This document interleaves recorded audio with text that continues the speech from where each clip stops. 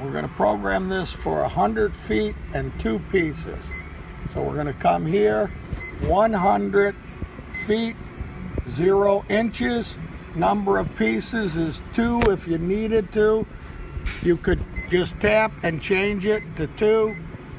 51 inches is 5 feet from the edge.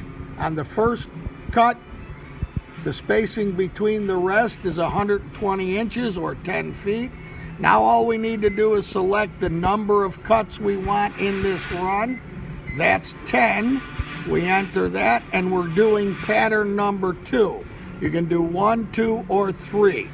We've selected 2. Here we're going to tell it how far we want it to come over. We want it to come over 2 feet from the outside edge. That's 46 inches away, plus 24 is 70 inches. So I'm going to enter 70 inches. That should be 2 foot from the outside edge. And that's it. You're ready. We are now set up to run the 100 foot, 2 pieces with 10 cuts. We're going to hit the cycle.